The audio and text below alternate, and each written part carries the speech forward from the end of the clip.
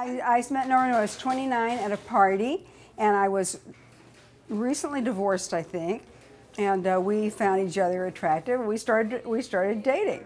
So one of my very first dates with Norman, he took me to a party, and it was around 7 o'clock in the evening, and he said, "I'll see you at midnight."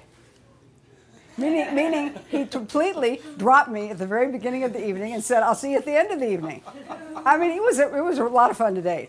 So meanwhile, I met David Goldie and started dating one of his best friends. He didn't like that.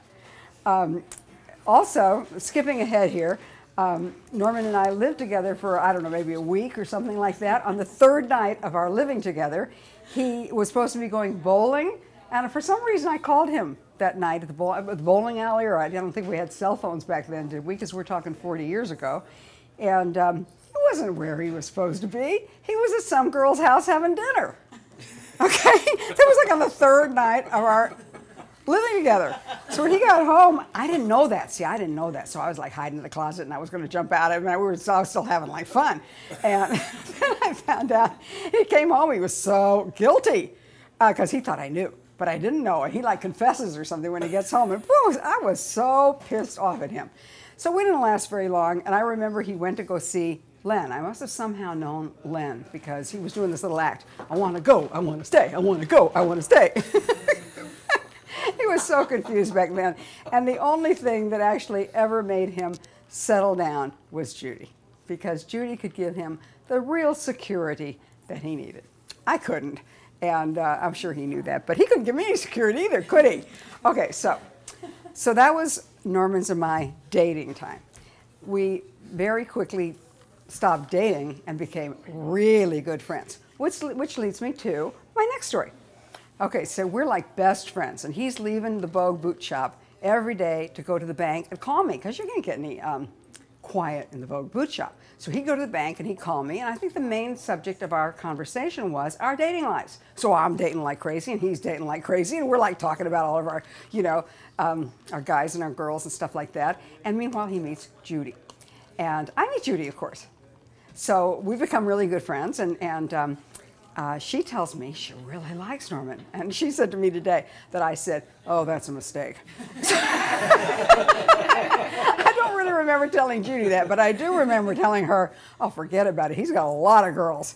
And, and he did, because Norman was so insecure, and he'd had, pardon me, Lori, and pardon me, Ronnie, wherever you are, he was had such a bad first marriage that he was afraid, really afraid, I think, to trust anyone, to be his wife, and to be seriously involved with. So he had a lot of girls on the back burner all the time.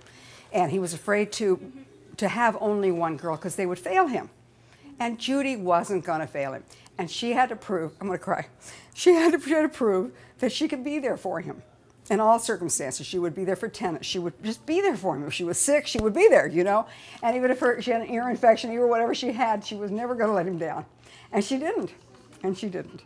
And he began to trust her more and more and love her more and more. And they became committed to each other. And I think I was some kind of threat to Judy, because I'm his best friend, right? And so she calls me up and she says, "I want to talk to you." And I said, "Okay, sure." So I was going with Len by now, who became my second husband. And so Len and I came over. And Norman and Judy were here. And she says, I don't do this part very well, but she says that what I want to talk to you about is that you're his best friend, and I want to be his best friend. Do you remember that, Judy? Do you remember that? She said, I don't want you to be his best friend. I want to be his best friend.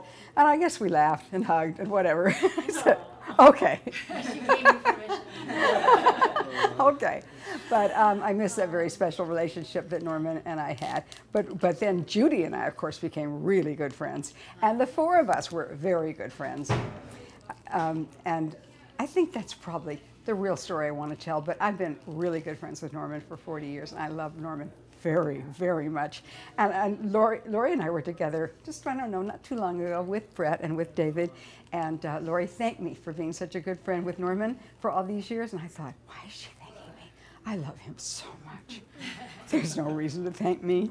He has been so special to me in my life, so special, Lori. And all those little stupid platitudes he used to say, like, the sun's going to shine tomorrow, and so you'll die $1 poorer, or whatever they were, man. I hung on every word. And I want to tell you one more story. When I couldn't get along with Lynn and I was so unhappy, and I used to talk to Norman all the time, and I said, I gotta leave here, Norman, I gotta leave here, I'm so unhappy. And he'd say, come stay with me. Or I'd say, can I come stay with you? And he'd say, yeah. And I got to his house, and I came in, I think he wasn't there, and I came in, and there was a sign over his there was a kitchen, and then there was a living room, and right as you came in the living room, it said, you are as welcome as the flowers in May. It was so adorable, so adorable. Always welcomed me, always loved me, and I had a wonderful 40 years with him. That's my story.